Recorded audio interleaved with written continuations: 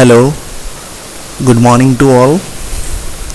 In Process Equipment Design 2,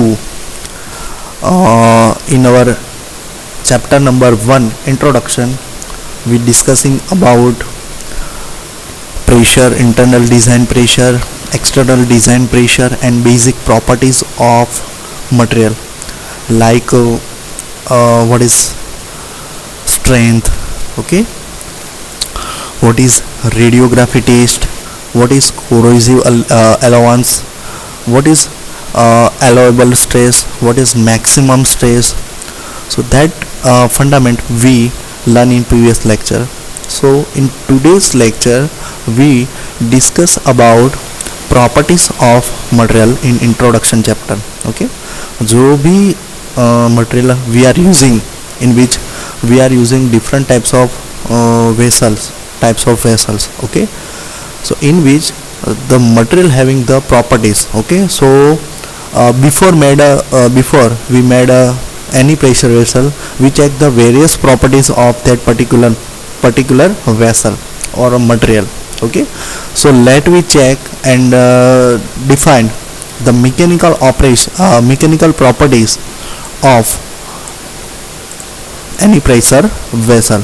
Okay, so property of material that can be, so mechanical properties are strength, elastic limit, stiffness and rigidity, resilience, toughness, hardness, fatigue and creep.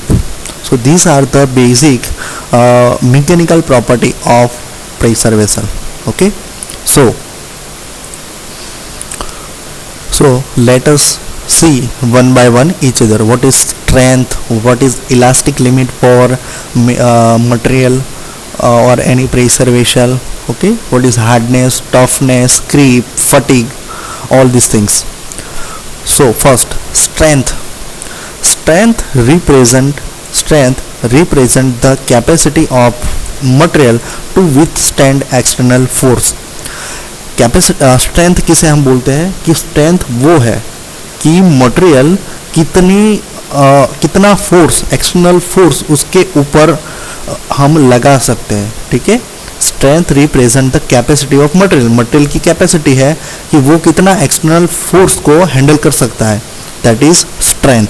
Okay, so strength is basically depending nature of forces. Okay, depending nature of forces, उसके ऊपर कौन सा force लग रहा है, atmospheric है या फिर उसके ऊपर एनी अदर फोर्सेस लग रहे हैं. ठीक है, एक्सटर्नल फोर्सेस. सो मटेरियल की स्ट्रेंथ किसके ऊपर डिपेंड करती है, मटेरियल की स्ट्रेंथ एना ऊपर लागता बाह्य बड़ो, बराबर, नेचर ऑफ फोर्सेस, उसके अंदर इंटरनल प्रेशर है, एक्सटर्नल प्रेशर है, तो उसके ऊपर जो भी फोर्स लग रहे हैं उसके ऊपर उसका डिपेंड करता है, उसका नेचर डिपेंड करता है कि उसकी स्ट्रेंथ कितनी रहेगी. Okay, and strength is further classified as a tensile strength, compressive strength, shear strength and impact strength. Okay, तो स्ट्रेंथ को फर्दर क्लासिफाइड कर दिया है टेंसाइल स्ट्रेंथ. ओके, तो उसको हम कितना टेंसाइल खींच सकते हैं. ओके, उसको जो भी मटेरियल है तो उसको हम खींच के एज ए टीयर, उसको खींच के हम उसकी स्ट्रेंथ को मेजर करेंगे. બીજું છે કમ્પ્રેસિવ સ્ટ્રેન્થ. હવે મટીરિયલ પર આપણે એક્સટર્નલ ફોર્સ આપી અને એને કમ્પ્રેસ કરવાની ટ્રાય કરશું, બરાબર, કમ્પ્રેસિવ સ્ટ્રેન્થ. ત્રીજું છે shear strength and fourth one is impact strength. So this are the type of further strength. So next definition is stress. Stress is defined as internal force of resistance of material per unit area. Stress क्या है? What is the definition of stress and strain? Okay, so stress is the defined as internal force of resistance of material per unit area. जो भी हमारा material है, okay, तो उसके ऊपर internal force, okay, internal force of resistance of material per unit area. तो material है वो क्या करता है, मटेरियल का इंटरनल फोर्स है वो कितने तक उसको रोक रखता है, रेजिस्टेंस कर पाता है मटेरियल, पर यूनिट एरिया के हिसाब से. So that is our stress. Okay, next, what is strain? Stress and strain.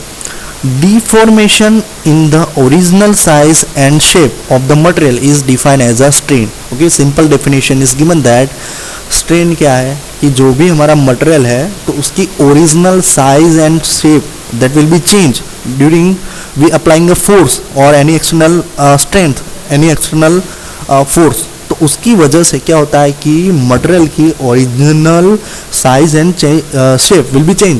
It's called strain. Okay, in linear elastic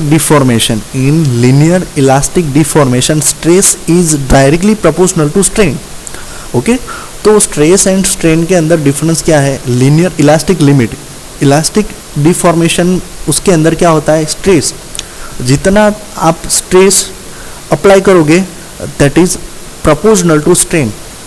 जितना आप क्या करोगे, फोर्स अप्लाई करोगे, स्ट्रेस अप्लाई करोगे, तो उतना ही स्ट्रेन क्या होगा, मतलब जो मटेरियल है उसकी साइज एंड शेप के अंदर चेंज होना स्टार्ट हो जाएगा. For example a balloon, if you trying to put air into the balloon, तो बलून का ओरिजिनल साइज क्या है? Okay, so that is stress. उसके अंदर हम क्या कर रहे हैं, एयर फिल कर रहे हैं, तो उसकी वजह से बलून फूल जाएगा. तो वो उसकी वजह से क्या हुआ, इंटरनल फोर्स की वजह से वो कितने देर तक रेजिस्टेंस करता है. ओके, अगर आप ज़्यादा हवा भरते जाओगे तो वो बलून क्या हो जाएगा, फूट जाएगा. ठीक है, तो वो जितना रेजिस्टेंस कर पाता है उसे हम कहेंगे स्ट्रेस. और स्ट्रेन क्या कहेंगे, तो उसके अंदर हम उसकी ओरिजिनल साइज एंड शेप के अंदर क्या हो रहा है, चेंज हो रहा है. So it is called strain. तो उसके ऊपर से दिया गया सेंटेंस है इन लीनियर इलास्टिक डिफॉर्मेशन हो रहा है तो उसके अंदर stress is directly proportional to strain. Stress जितना बढ़ेगा उतना ही स्ट्रेन बढ़ेगा, स्ट्रेस जितना घटेगा स्ट्रेन भी इतना ही घटेगा. So stress is defined by F is equal to constant into strain. So stress is equal to stress by constant. Okay, defined by simple definition, stress is equal to constant into strain. तो stress by strain is equal to constant, अथवा तो strain is equal to stress upon constant. So strain equal to elongation E is equal to F upon E, where E is the capital E is Young's modulus or modulus of elasticity. E को हम क्या कहेंगे, Young's modulus और modulus of elasticity. In non-linear elastic behavior strain का क्या है, हमने देखा था linear elastic behavior, तो उसके अंदर stress is directly proportional to strain. अगर हमारा stress क्या है, linearly उसके साथ घटता या बढ़ता नहीं है, ठीक है, that is not proportional to stress. तो उसके लिए हमें क्या करना पड़ेगा, that is new equation is strain is equal to F stress upon lambda raise to n, where lambda is pseudoplastic modulus and n is the constant. Okay, so you have to remember that stress for a linear elastic limit and non-linear elastic limit, there are different equation. For the non-linear elastic behavior strain, तो उसके लिए क्या हो जाएगा, strain equal to stress upon lambda raised to n, where lambda is the pseudoplastic modulus and n is the constant. Okay, second definition is stiffness and rigidity of the body or material.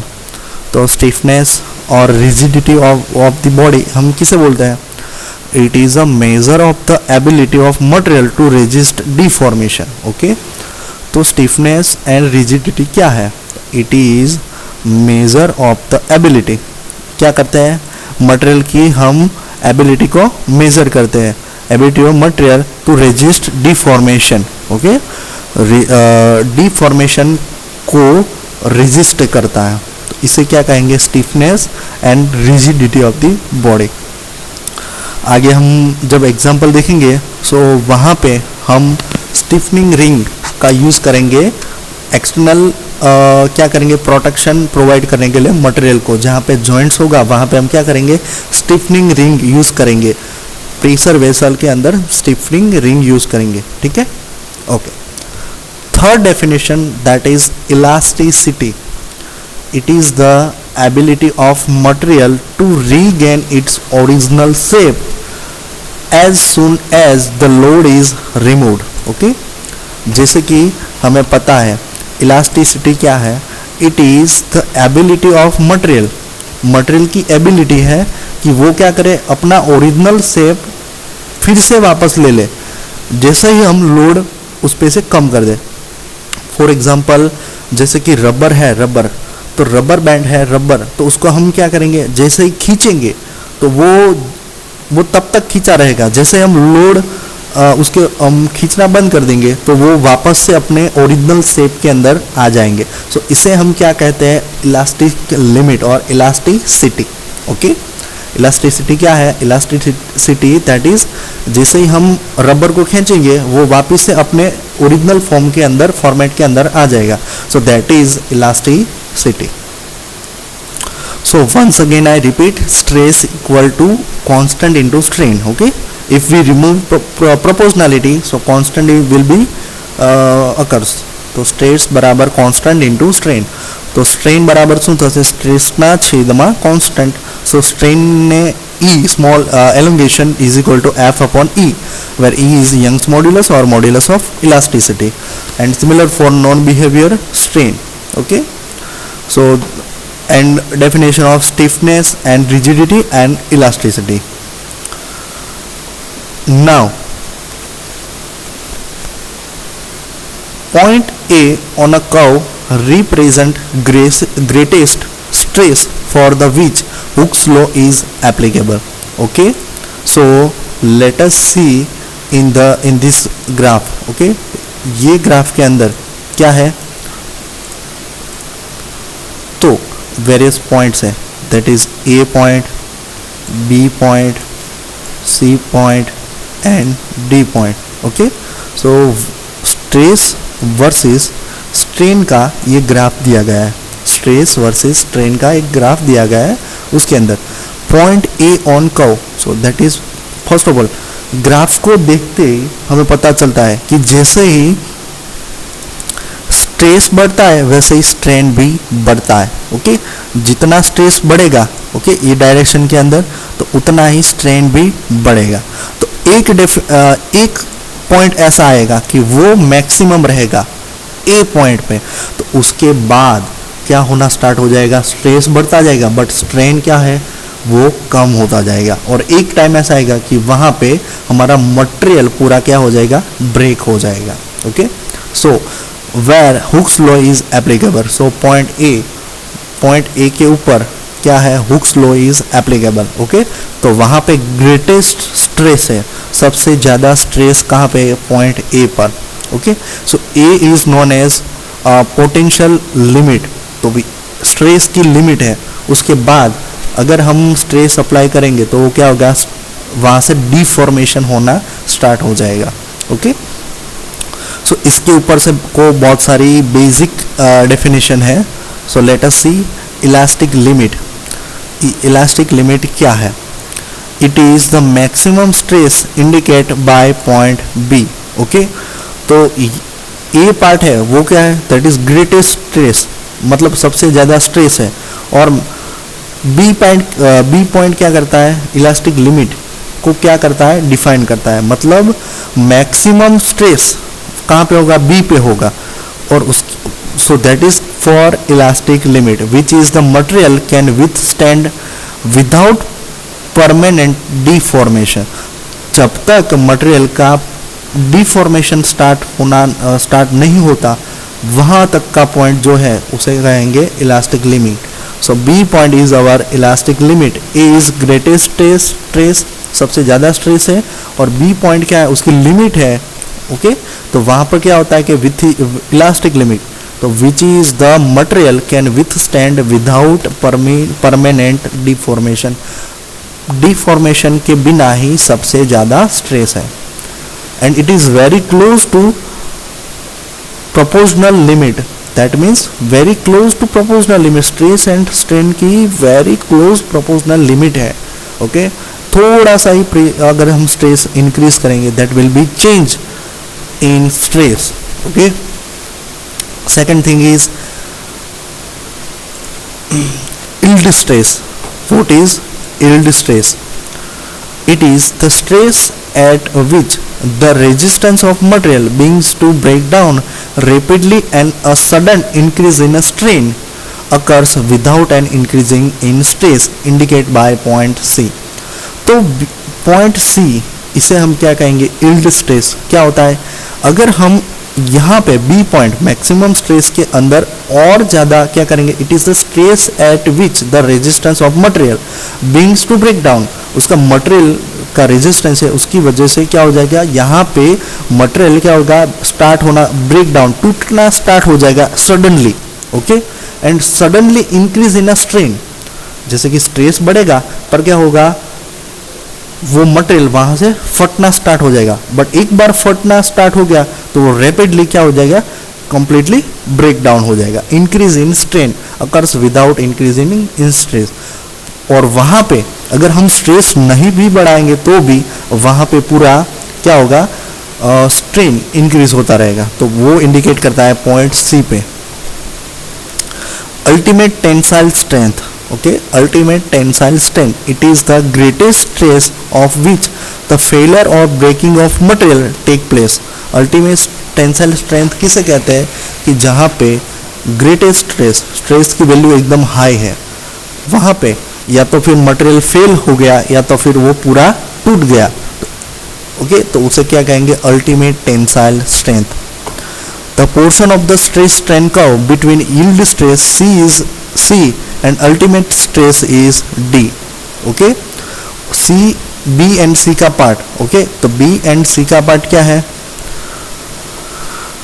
The portion of stress strain between curve between yield stress is C and ultimate stress is D is called plastic range. Hooke's law is not applicable. यहाँ पे क्या होगी? Plastic range. वहाँ पे material क्या हो जाएगा? टूटना स्टार्ट हो जाएगा. Okay. Now fourth point, ductility. It is a measurement of deformation of material. It is a measurement of deformation of material. Ductility मतलब मटेरियल हमारा कितना डक्टाइल मटेरियल है. तो मटेरियल जब तक उसकी हम मेजरमेंट क्या है कि डिफॉर्मेशन को हम मेजर करते हैं मटेरियल का, उसे हम क्या कहेंगे? Ductility. What is ductility of material? So it is measurement of the deformation of material and it is determined by percentage of elongation or reduction of area.